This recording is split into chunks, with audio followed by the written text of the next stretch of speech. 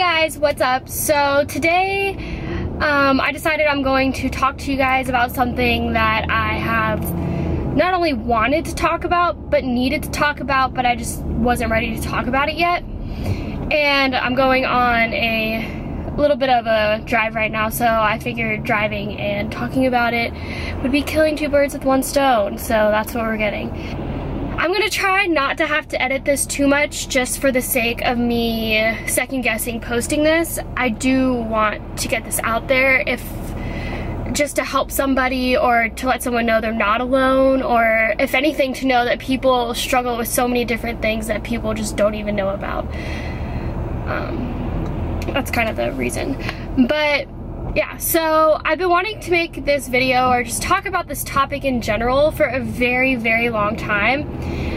But I feel like this is something, first off, I don't think you ever recover from something like this. I think no matter what, you'll always have a little bit of the mentality in your head. But I think in order for me to talk about it fully with someone, I have to, or with you guys, I have to be able to accept it for myself, accept that it happened, and be able to talk about the reasons why it happened. So, yeah. So today, I'm going to be talking to you guys about my eating disorder. Also, sorry if you can hear like my car. I don't know if this is the best audio. We'll see. It took me a very, very long time to even understand or acknowledge the fact that I had an eating disorder. In fact, it wasn't until a little bit after I had recovered that I really, really understood that yes, I had an eating disorder. First off, I meant to say that if you are triggered by people talking about eating disorders or things like that, don't watch this. Please just don't watch it. Watch a different video. I don't want to be responsible for that. So yeah, so let's just start out by talking a little bit about how I used to see my body. Back in high school, I was around 125, 130 pounds, and I loved my body. I wasn't the skinniest person ever, but I had a figure and I loved my figure. But I've also been self-conscious of things like my legs, but also I loved my curves, if that makes any sense. Like, I loved having a little bit of a butt. I loved having, I don't have big boobs, but I have decent sized, whatever, that's irrelevant. But so I was comfortable with myself. I loved my body, and I was dating a guy that I was just infatuated with. That's a whole nother video, that relationship. But I really, I thought I loved him. I thought I would do anything for him. And it was towards the end of my junior year that he had told me that he had cheated on me. And once again, a whole nother story, but if you've ever been cheated on, I don't care how old you are, it just messes with your head. It messes with your head so much. You start to think about what have I done wrong? What is wrong with me that this person can do this to me? What do the people have that they cheated on you with? What do they have that I don't have? So, and I want to say that I've always been like super aware super aware of wanting to know about what people think or thinking of me, if that makes any sense. I don't know how to phrase that, but so yeah, it just broke me down. I still dated him, so I really have nobody to blame but myself. I instantly forgave him, and around that time he started calling me names like chubby.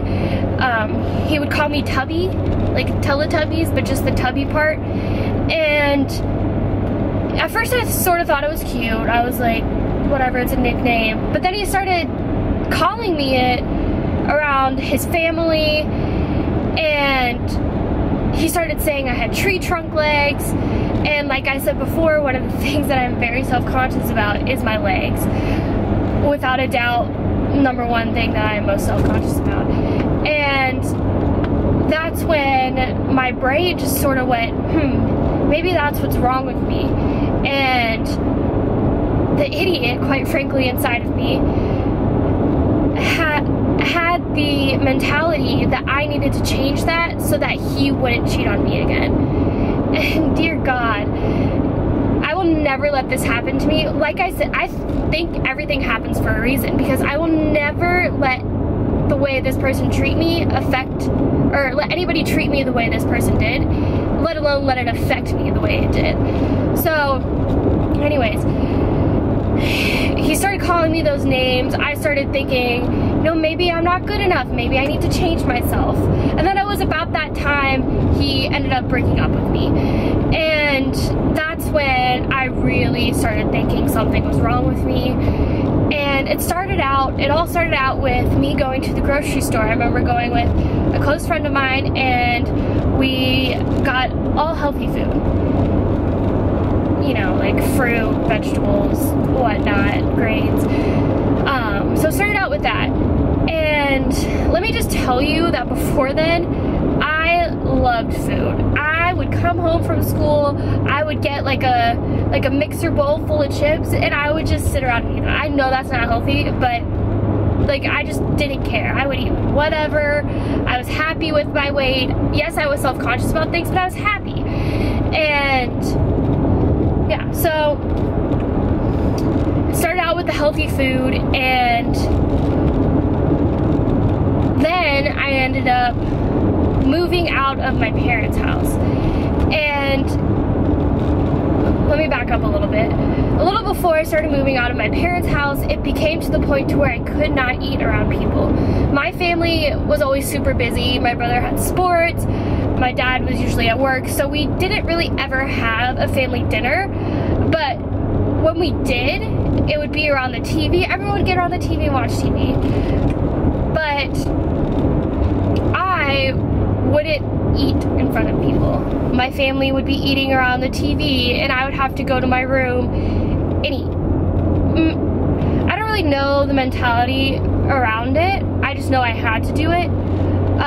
Because it came to the point to where I was embarrassed to be eating, and I thought that people would just like think I was fat because I was eating, or be like thinking to themselves like, why is she eating? She doesn't need to eat.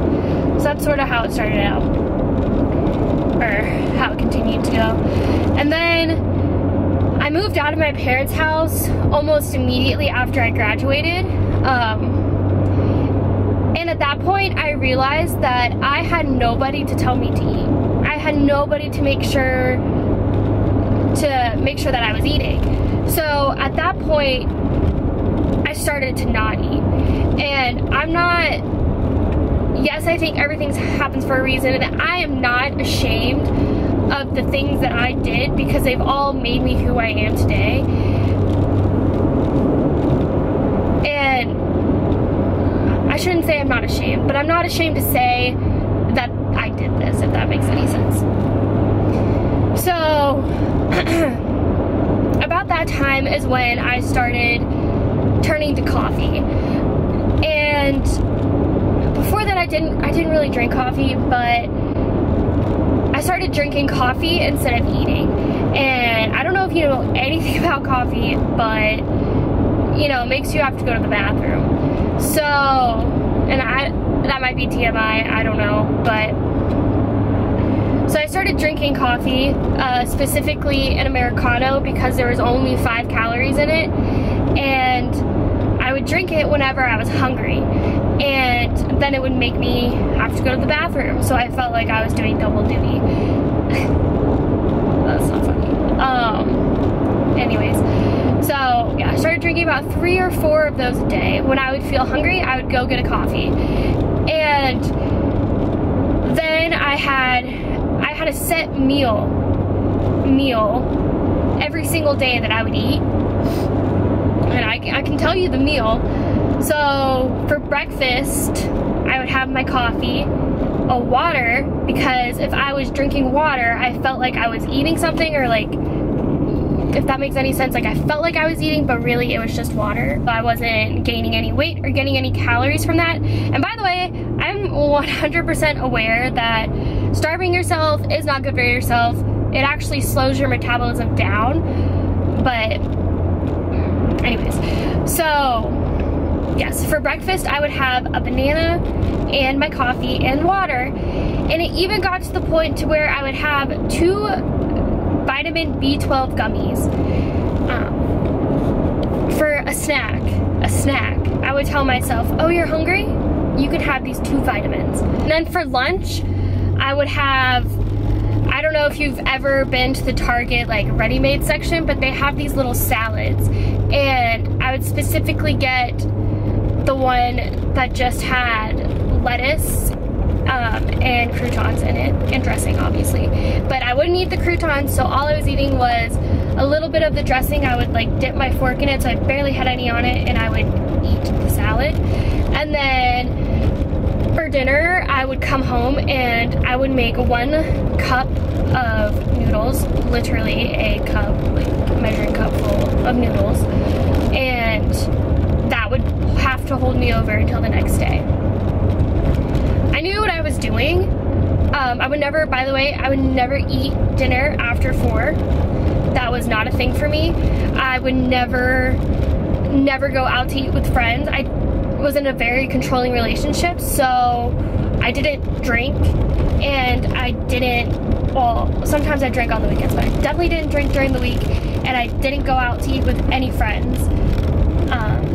Yeah, so those were things that I didn't really have to worry about, and I didn't really think anything of it until I went to the doctor.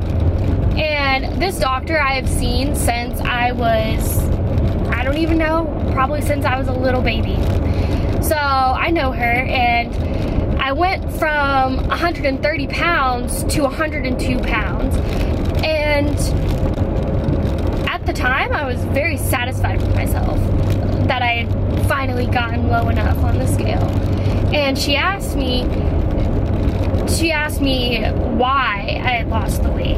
And honestly, in my head, I was like, what do you mean, why?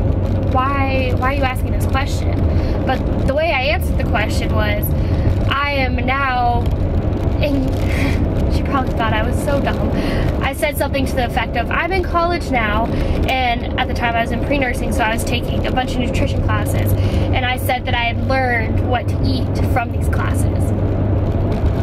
And then, in my nutrition, so at that point, you know, I didn't really care that she said that or that it was a conversation, but now thinking back on it, that was definitely a warning sign. And yeah. So then in my actual nutrition class, we had to write down everything we were eating in a day, and I did, and I was 100% honest with it, because like I said, I didn't really think anything was wrong with it. That's what I was eating, and I liked that it was making me lose weight, and it was making, I didn't care if the weight was muscle or fat, it was making me lose weight. And my teacher ended up, I got 100 on the assignment, but she ended up writing a comment saying, you need to come talk to me, this is not the appropriate amount of calories you need to have in a day, do you do this every day? And it was the last project of, it was one of the last projects of the semester. The class was online, so I never had to see this teacher in person, so I never contacted her back. I just ignored it. And it came to the point where I would crave the feeling of being hungry. I would just, if I started to feel hungry, I was happy.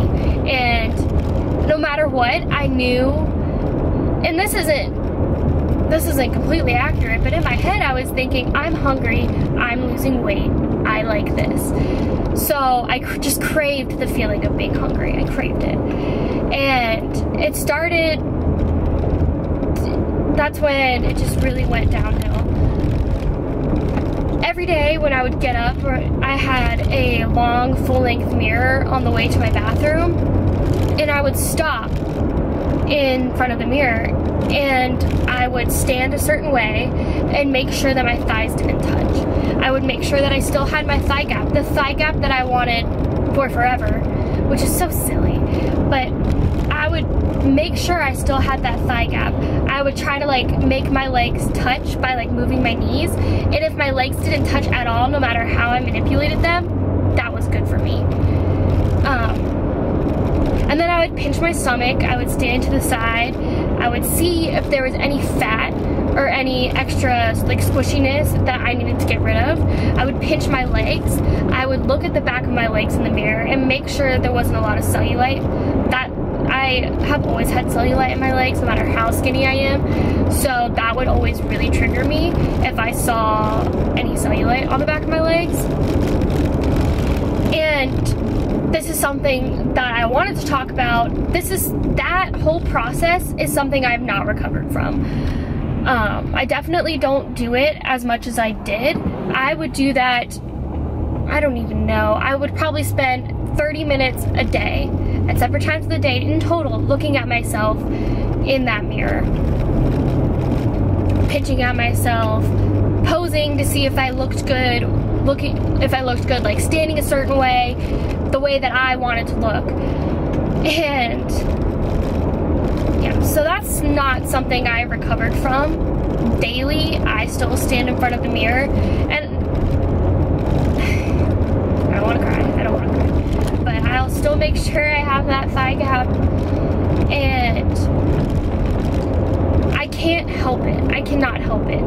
There's just something in me that I'm just so scared of going back to where I started. I don't even know how to describe it. But I don't pinch myself as much anymore.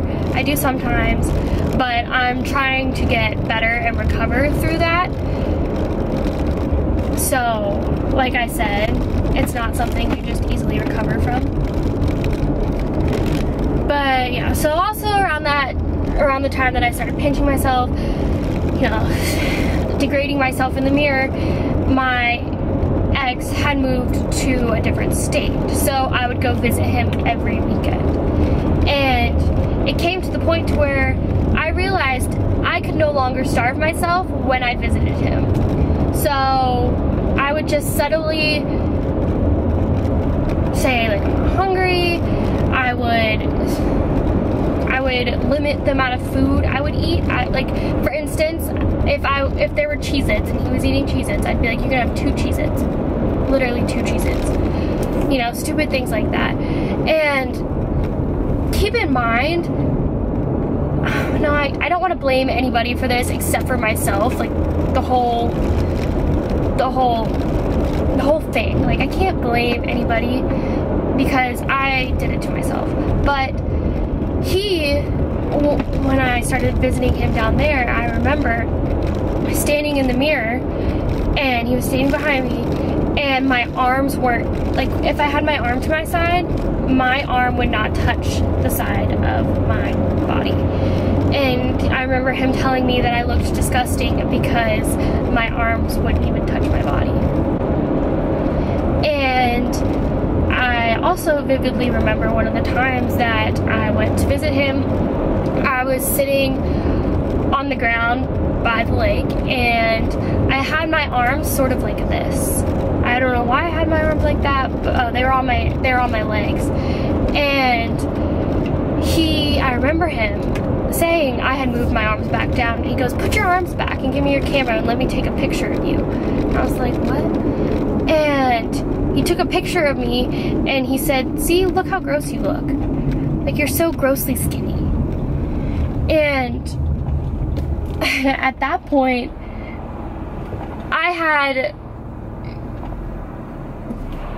it's like I couldn't do anything right. No matter what I didn't want to be the big girl because he would call me names for being a little bit thicker. And now that I'm skinny, what I thought he wanted me to be, he was still calling me names. So that happened, and it's sort of crazy because I still have that picture on my phone, and every time I see it, I just get so grossed out about it. During the time when I was the lowest of my weight, I didn't take any pictures. I was not in any pictures. I didn't ask anybody to take my pictures because I don't know. I guess it was just a thing that I didn't want to see myself for what had actually happened. Or what I had done to myself, really. I just couldn't face it, I guess. Like I said, there's still some things that I'm trying to figure out for myself. And I think it will still take time to figure everything out 100%. So then when I ended up moving to where I am now is pretty much when I guess you could say I started the recovery phase. I guess, I don't even know what prompted it, but I think I was finally starting to get happy again. I've always had anxiety, and I know I've said that a million times on my channel, but I finally felt comfortable again, and I felt comfortable somewhat in my relationship, and I just started eating again, and I started feeling happy again. And obviously now I'm back at a much healthier weight. Like I said, I still have a lot of the residual thoughts. Every time I eat something, I think to myself, should you have eaten that? And I'll think about it for like 30 minutes. Should I have eaten that? Oh my gosh, you can't eat for the rest of the day because you just ate that. Or, you know, you ate really bad yesterday, so you're not eating today. Or you're gonna go out drinking tonight, so you can't eat because when you go out drinking, you're gonna have a lot of calories and sugar and things like that. So I hope that maybe by me talking through all of this, I know it's sort of a long video, so I'm just gonna sort of stop talking about it because there is no ending to this story. I'm still living in it. But if you have any questions, I know there's a lot more to this story that I probably could have talked about, but like I said, it's already really long. If you have any questions, I do plan on doing a video soon where I answer people's questions because I see a lot of questions in the comments about other various things. So yeah, if you have any questions, you can leave them down below.